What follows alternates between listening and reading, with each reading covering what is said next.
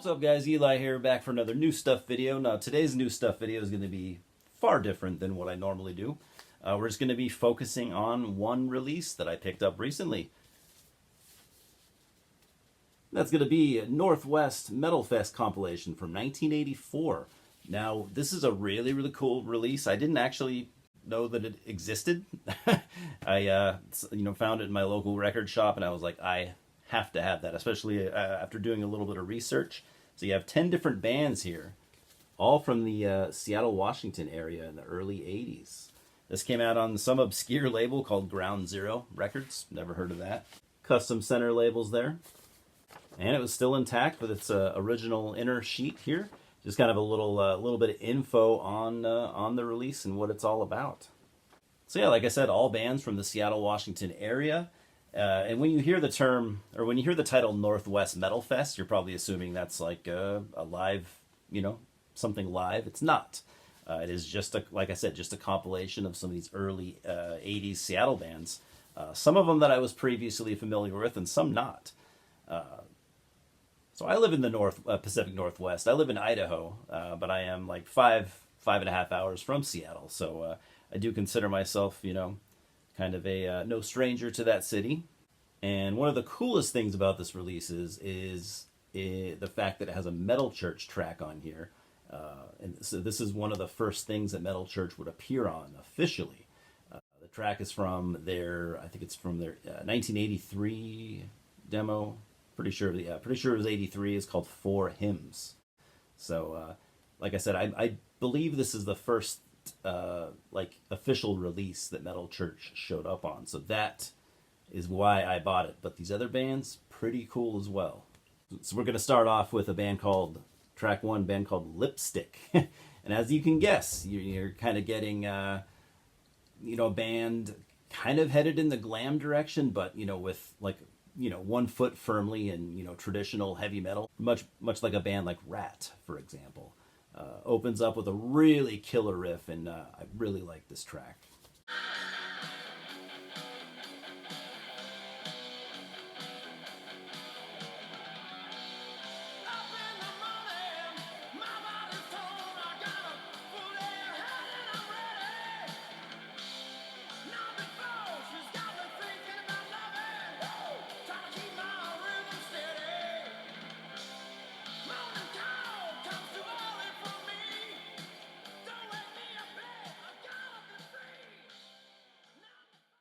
Track two, we've got Cry for the Nations from a band called Open Fire. And this is kind of a hard-rocking heavy metal track. Very super catchy, super hooky.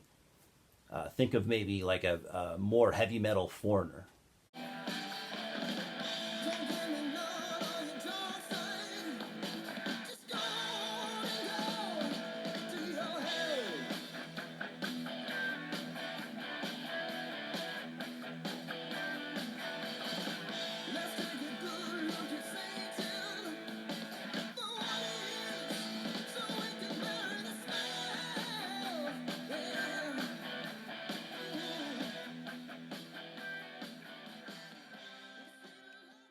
In track three, we've got, what's it called?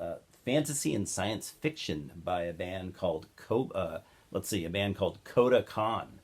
This is one of my favorites here, actually. Track is almost bordering on epic heavy metal. Just think of something like Manila Road.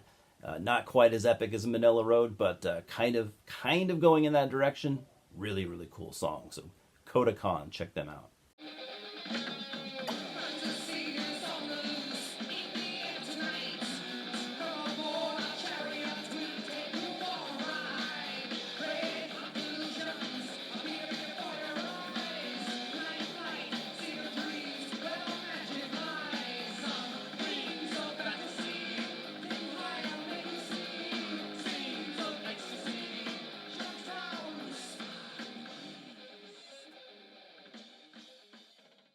Track four, we have On the Edge by Overlord. Another hard-rocking song. Pretty good song, but it's kind of one of my least favorites here.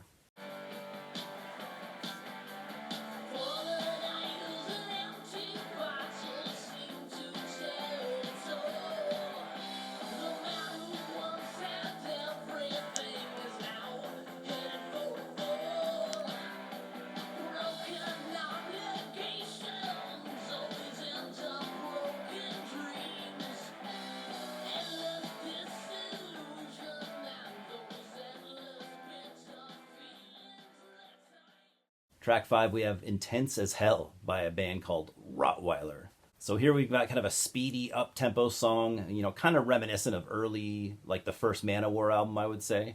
And this band featured, at one point, Rick Van Zant, guitarist who would go on to join Metal Church many years later.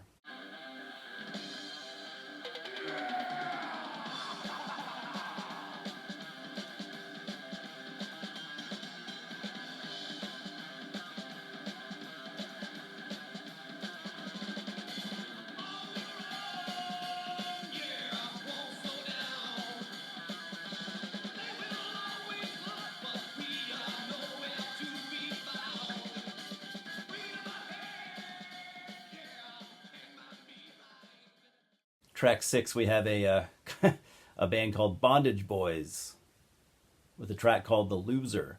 I gotta say this song was much heavier than I expected. Still not one of my favorites, but it is catchy, it is heavy, and it's a good song. All these are good songs. I really have no complaints. You can tell all these bands were really practicing and really, they were really giving it all they got, and it totally shows on this release. So no bad songs whatsoever.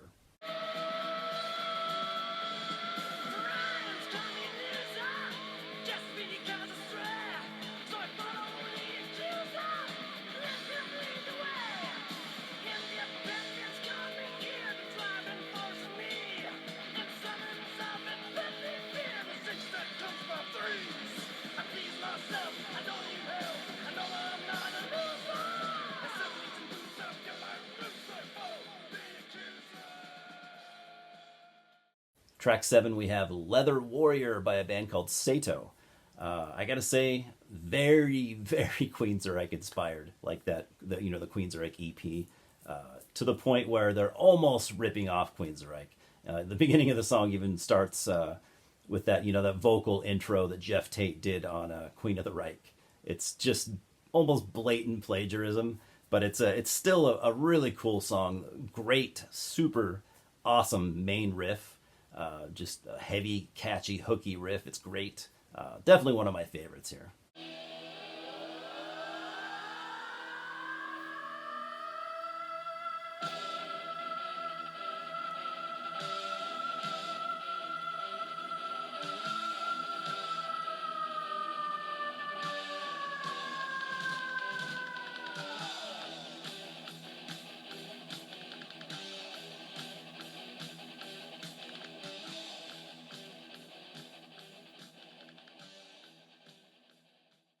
Track 8, we have Deadline by a band called Strike. Not bad. Still not one of my favorites here. Kind of a little bit of early new wave of British heavy metal kind of feel. It's pretty cool.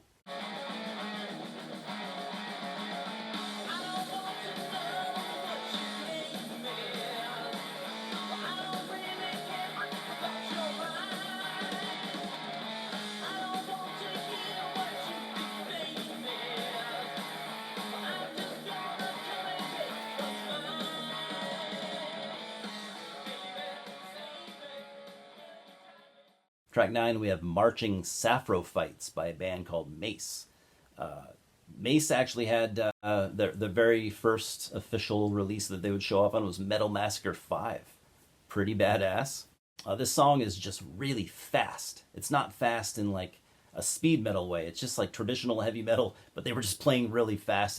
It's almost off-putting because you never hear bands really do that. But it's a pretty cool song. One of my favorites here, and this band would actually go on a couple years after this to play thrash, like crossover thrash, which is kind of interesting.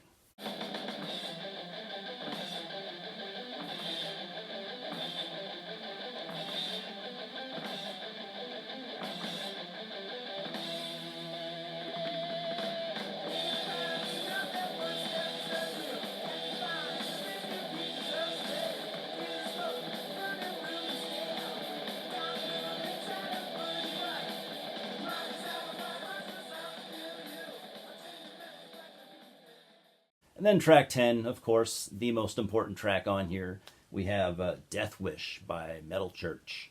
So what you're going to hear here is a very early and primitive version of the band.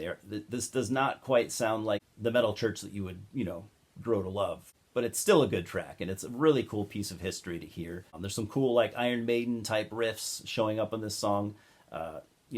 Certainly shows promise. You can totally tell that their songwriting abilities were just a step up above the rest of these bands. Not by much, but by a little bit. You can tell, that you can tell this band was going somewhere.